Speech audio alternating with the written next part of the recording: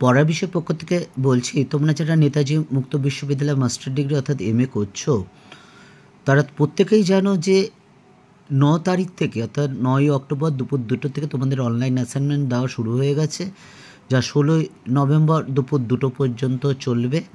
এবং আমরা পড়ার বিষয় পক্ষ থেকে কথা দিয়েছিলাম তোমাদের অ্যাসাইনমেন্টের উত্তর সম্পূর্ণ আমরা এই পড়ার বিষয় চ্যানেলের মাধ্যমে তুলে ধরব, কোনো কিছুর বিনিময়ের মাধ্যমে না, আংশিক নয়। আমরা অনেক অ্যাসাইনমেন্টের উত্তর কিছু অংশ পেয়ে রেখেছি, কোনোটা হয়তো 20টা, কোনোটা 25টা পেয়েছি, কিন্তু আমরা সেগুলো কিন্তু করছি না, কারণ তাহলে কিন্তু শিক্ষার্থী বা সেই স্টুডেন্টটা জমা দিতে পারবে না। এইবার একটা কথা দেখতে পাচ্ছি বিভিন্ন জায়গা থেকে যে প্রত্যেকের নাকি অ্যাসাইনমেন্টের প্রশ্ন আলাদা। একটু চিন্তা করে দেখো তো, একই পরীক্ষার প্রশ্ন প্রত্যেকের আলাদা হয়? এই যে তোমরা পরীক্ষা দিচ্ছ অ্যাসাইনমেন্ট অনলাইনের মাধ্যমে, তাতে 13 নম্বর পয়েন্টে বলা হয়েছে তোমরা একটু দেখে নিও, কারণ তোমরা মাস্টার ডিগ্রি করছো, শিক্ষিত মানুষ, যে প্রত্যেকের কোশ্চেন কিন্তু এক হবে। তা তফাৎটা কী হচ্ছে? এবার হ্যাঁ, তফাৎ একটু হচ্ছে। কি হচ্ছে? অন্যবার 20টা কোশ্চেনই সাধারণত থাকে, কিন্তু এবার কোশ্চেন সংখ্যা একটু বেশি আছে, 30টা 35টা, প্রত্যেক, তার মানে 35টা মানে প্রত্যেকটা সাবজেক্টে না, 35টা নেই, 30টাও আছে, 27টাও আছে, 40টাও আছে। এবং তোমরা দুই বন্ধু যদি পাশাপাশি পরীক্ষা দাও, দেখলে এরকম হয়তো হলো 5খানা কোশ্চেন মিলল, হয়তো 35টা কোশ্চেন ছিল, 5টা কোশ্চেন মিলল। আবার আরেকজনের সাথে দেখা গেল পরীক্ষা দিল, 17টা কোশ্চেন মিলল। কাজে বুঝতেই পারছি এটা একটা সম্ভাবনা আছে, তবে এই কথাটা কীভাবে প্রচারিত হচ্ছে বুঝতে পারছি না। তা তোমরা যদি বুঝে থাকো তো ভালো। তা আমরা পড়ার বিষয় পক্ষ থেকে এই ভিডিওতে তোমাদের নেতাজি মুক্ত বিশ্ববিদ্যালয়ে যারা সেকেন্ড ইয়ার মাস্টার ডিগ্রি করছো এবং তোমরা যারা ইতিহাস পড়ছো এবং স্পেশাল পেপার যাদের 8B আছে, অর্থাৎ economic history of early medieval India 5th to 13th century, এই পেপারটা আমরা অ্যাসাইনমেন্টের উত্তর দিয়ে দিয়েছি, নির্ভুল উত্তর আছে আশা করি। তবে একটাতে ডাউট আছে, সেই ডাউটটা তোমাদের সামনে আমরা তুলে ধরবো, কারণ আমরা শিক্ষার্থীদের সামনে এমন কিছু তুলে ধরতে চাই না। দেখো, আমরা শুরু করছি। প্রথমটা হচ্ছে গধিয়া মুদ্রা কি? রূপা ও তামার মিশ্রণে প্রকৃত হালকা মুদ্রা। 2, কোন সময়কালে ভারতে মুদ্রার অভাব হয়? 600 থেকে 1000 খ্রিস্টাব্দে। 3টা দেখো, আদি মধ্যযুগে বাংলার প্রধান শস্য কী ছিল? ধান। 4, বাঙালির ইতিহাস আদি পর্বের লেখক নিহারঞ্জন রায়। 5, তামিলনাড়ুতে ভক্তিবাদ কখন প্রতিষ্ঠিত হয়? 9ম শতাব্দীতে। এটাই সবচেয়ে সঠিক। 6ষ্ঠ থেকে 9ম শতাব্দী পর্যন্ত বিস্তার লাভ করে, একাদশ শতাব্দীও ছিল, কিন্তু 9ম শতাব্দীতে সবচেয়ে বেশি প্রচারিত হয়। এর জন্য আমরা 9ম শতাব্দী রেখেছি, 6ষ্ঠ শতাব্দী কথাটাও ভুল নয়, কিন্তু আমাদের মনে হয়েছে 9ম শতাব্দীটাই হবে। 6টা, বিনায়ক বি নাগরায়ণ তত্ত্বকে প্রস্তাব করেন? RS শর্মা, রামশরণ শর্মা। 7, আদি মধ্যযুগে ভারতে বেল্লাল বলতে কী বোঝায়? ব্রাহ্মণ ভূস্বামী। 8, আলাউদ্দিন খলজি কোন সময় ভারত শাসন করতে? 1296 থেকে 1316 খ্রিস্টাব্দ।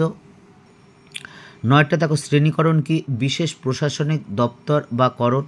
10, কোন পাল রাজা খলিমপুর তাম্র শাসনের সাথে যুক্ত? ধর্মপাল। 11, তৃতীয় ইন্দ্র কোন রাজবংশের রাজা ছিলেন? রাষ্ট্রকূট।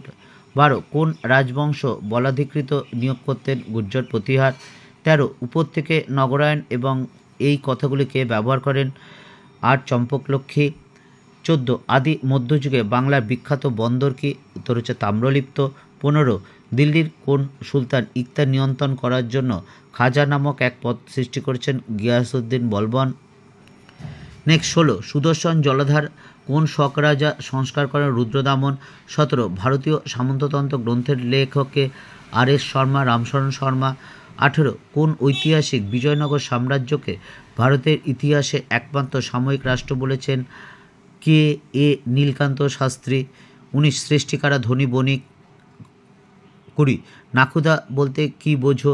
জলযান বা নাও এর প্রধান জাহাজি বা বণিক। 21, দ্য ফিউডাল অর্ডার গ্রন্থের লেখক হলেন D.N. ঝা। 22, জলসেচ ব্যবস্থায় জলকপাটের ব্যবহার কোন সময় নতুন মাত্রা এনেছিল? এটা একটু সন্দেহজনক প্রশ্ন। এটা নতুন মাত্রায় যে 3য় শতাব্দী থেকে একাদশ দ্বাদশ শতাব্দী পর্যন্ত, অর্থাৎ নতুন মাত্রাটা আমরা শুরুটার দিকটা ধরেছি। আবার একাদশ শতাব্দীও হয়, কিন্তু এই খ্রিস্টীয় তৃতীয় শতকটাই আমাদের মনে হয়েছে এটা অধিক গ্রহণযোগ্য। এবার বিশ্ববিদ্যালয় কর্তৃপক্ষ কোন অপশনটা রাখবে সেটাই কথা। 23টা the segmentary state and the Indian experiences গ্রন্থটি কার লেখা? আর.এস. শর্মা। 24টা দেখো peasant state and society in medieval south India গ্রন্থের লেখক কে? Robert Steyn. 25 আদি মধ্যযুগে ভারতের উপর গবেষণা বার্টন স্টেনের মূল আলোচনার ক্ষেত্রে কোনটি ছিল? চোল রাষ্ট্র। 26টা দেখো ফাহিয়েন ভারতবর্ষে আসেন 5ম শতাব্দীতে।